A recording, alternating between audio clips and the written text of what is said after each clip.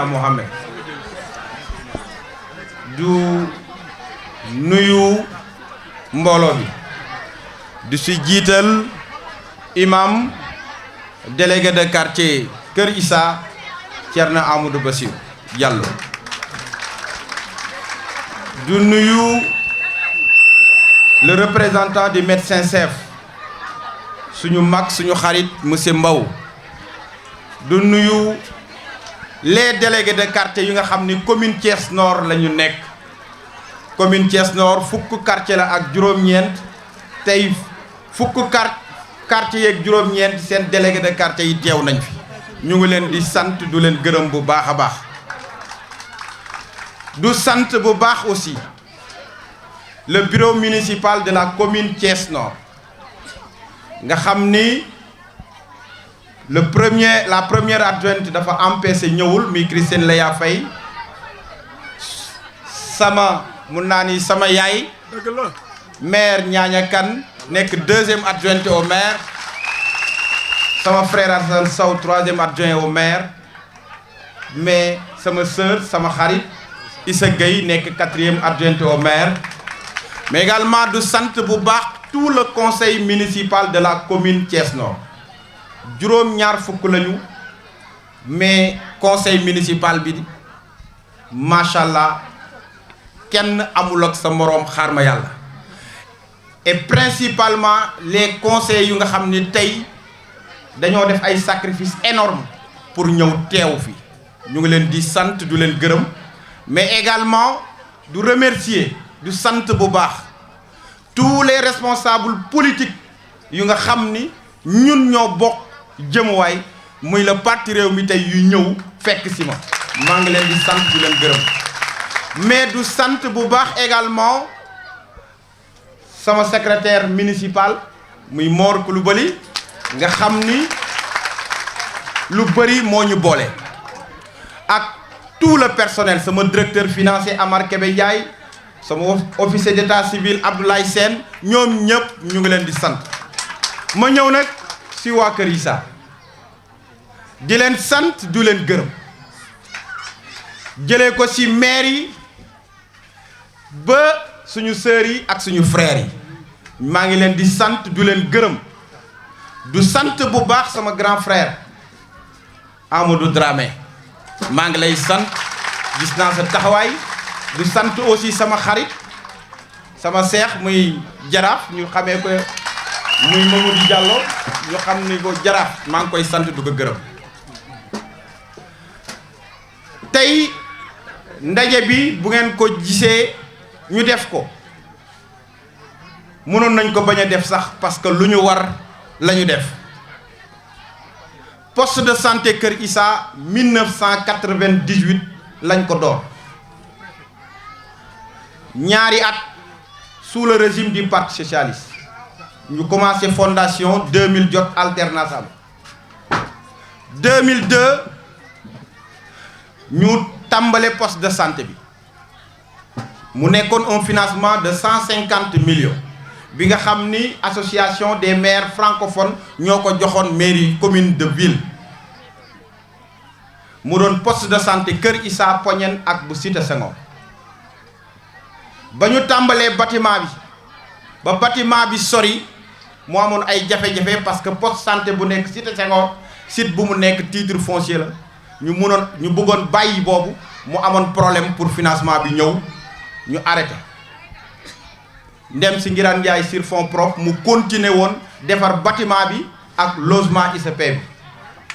2005 ba 2019 bâtiment yooyu ne yëng taxaw 2009 le frère Diatara ñëw nekk premier adjoint au maire amoon yéene relancer waat dossier bi pour tubaab bi dellu si waat eggale poste de santé bi ñu defoon début bi ne pour mu eggale poste de santé Kër Issa ak Poñen début réparation lu mu yàquli bâtiment bi ak clôture bi plomberie bi menuiserie bi 17 millions moo ko war a defar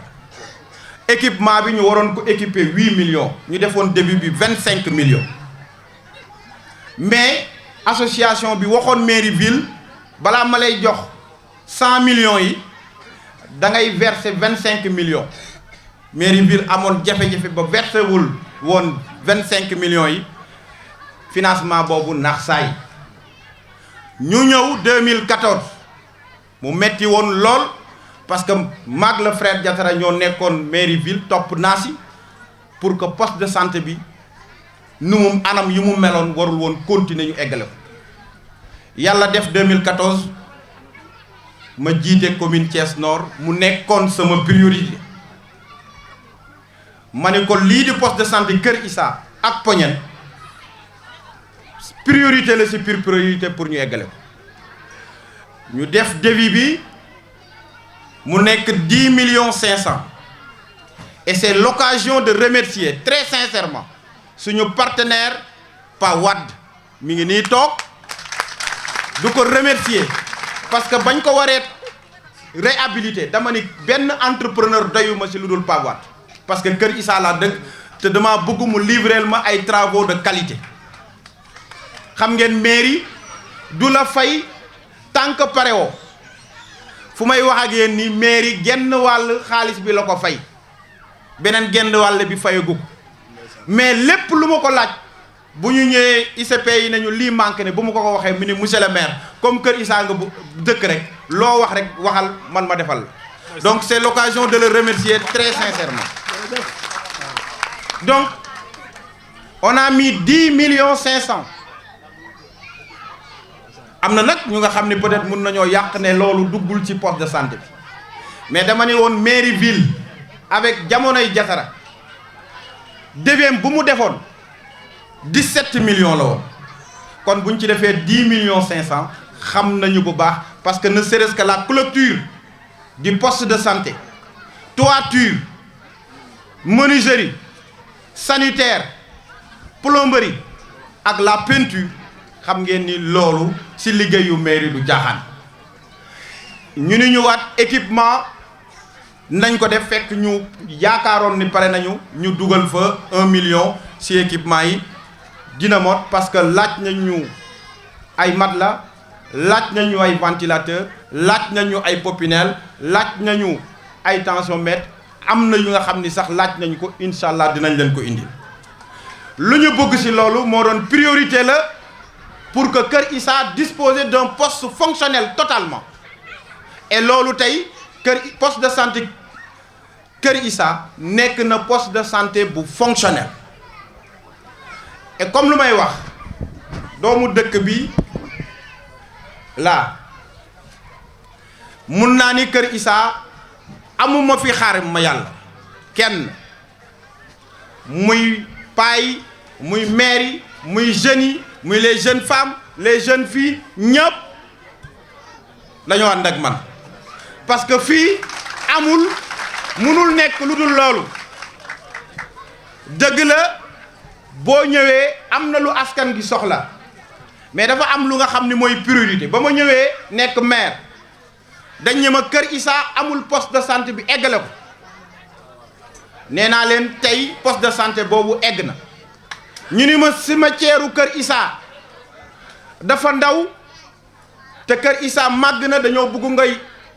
daaneel miir bi defal ñu beneen cimetière bu bees tey cimetière Kër Issa boobu nous avons mis 9 millions 500 pare na à 90%. école Kër Issa dans le programme bu ñu am pour jàppale école yi ci seen bloc sanitaire Kër Issa bokk na ci bloc sanitaire am on l'a évalué c'est 4 millions 500 sans compter éclairage bi nga xam ni def nañ ko ba dugal ko ci cimetière bi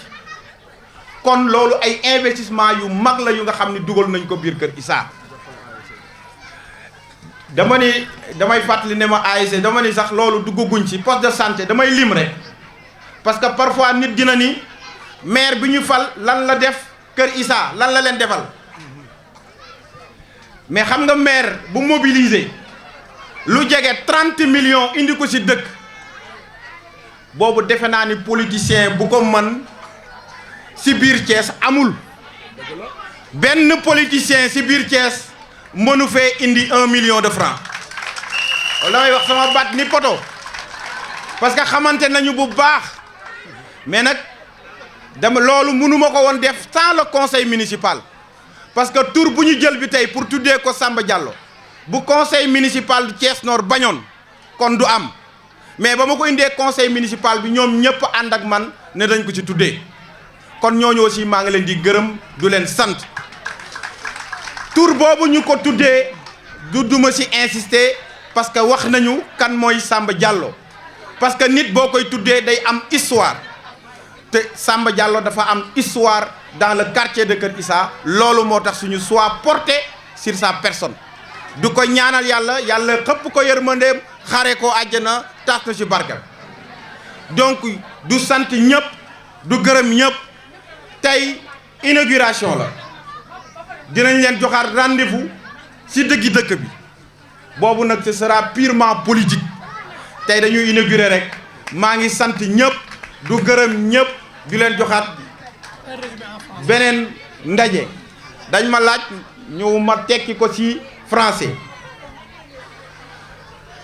Je tenais d'abord à remercier le bureau municipal de la commune Thiès Nord, tout le conseil municipal, remercier le médecin-chef représenté ici par notre grand frère Moussé Mbaw, mais également faire une mention spéciale à nos anciens, principalement au doyen Ngalandou Boy, mais remercier les populations de Kër Issa, jeunes, femmes, anciens, je leur dois tout.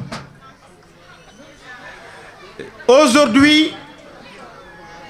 c'est un moment assez important et fort.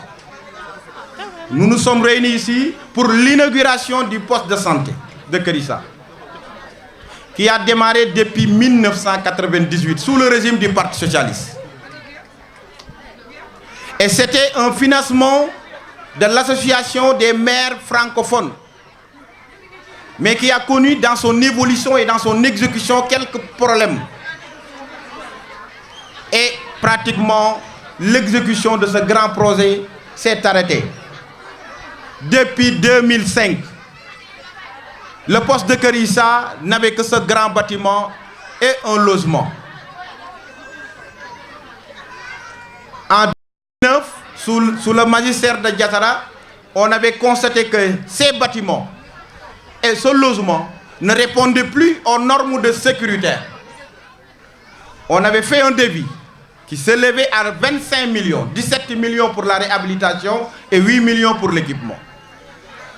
Mais comme l'AMF demandait à la ville une caution de 25 millions, cela n'a pas pu se réaliser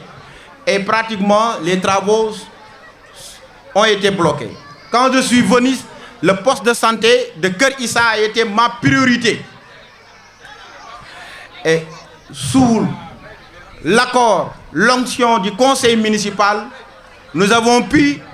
doter du poste de Kër Issa d'un mur de clôture, réparer la toiture, réparer, changer totalement les portes et fenêtres qui étaient pratiquement abîmés, qui étaient dans un état d'abîmement extraordinaire. D'abîme extraordinaire. Nous avons refait la plomberie, la peinture et nous avons quand même commencé l'équipement du poste de santé. Aujourd'hui, Kër Issa dispose d'un poste de santé comme les autres quartiers. Donc, et je disais aussi que quand je suis élu, les populations de Kër Issa m'ont posé deux grandes doléances. C'était l'achèvement du poste de santé de Kër Issa, mais également l'extension du cimetière de Kër Issa. Aujourd'hui, nous avons terminé pratiquement l'achèvement du poste de santé de Kër Issa avec un investissement de 11 millions. Nous avons à 90% terminé l'extension du cimetière de Kër Issa d'un coût de 9 500 000. Et nous allons dans les prochains jours attaquer les blocs sanitaires de l'école Issa Sow. Donc voilà, c'est un devoir du maire, mais aussi un devoir du fils du terroir, qui avait une obligation morale de permettre à ces veillantes populations de pouvoir bénéficier de ces deux infrastructures capitales, la santé, mais également bénéficier de la demeure éternelle, digne de son nom. Et cela a été fait. Donc c'est l'occasion aussi de remercier tout le monde, de remercier tous nos partenaires, principalement l'entrepreneur, Pawad, qui n'a ménagé aucun effort pour nous permettre quand même d'achever ce poste de santé. Donc merci encore, merci à tout le monde, merci tout le monde. Voilà, pour le nom qui doit être, que le poste de santé doit porter. C'est une demande forte des populations de Keur Issa. Que le poste de santé porte le nom de Samba Diallo. Cette demande a été soumise à la délibération du conseil municipal qui a été votée. Et aujourd'hui, la procédure suit son cours. C'est maintenant le ministère de la Santé qui a le dernier mot, parce que, historiquement, Samba Diallo nous a gratifié ce site de Keur Issa. Toutes les parcelles ont été octroyées gratuitement, parce que c'est lui qui disposait de ce site de Keur Issa. Donc, un tel homme, d'une telle dimension, méritait quand même figurer au moins, s'il ne pouvait pas porter le nom de Keur Issa, mais puisse aujourd'hui figurer dans des infrastructures comme un poste de santé ou bien une école, et cela a été fait. Donc justice a été rendue, hommage lui a été fait. Donc nous convoitons le bon Dieu pour que la terre lui soit légère et que Dieu l'accueille dans son paradis. C'est vrai.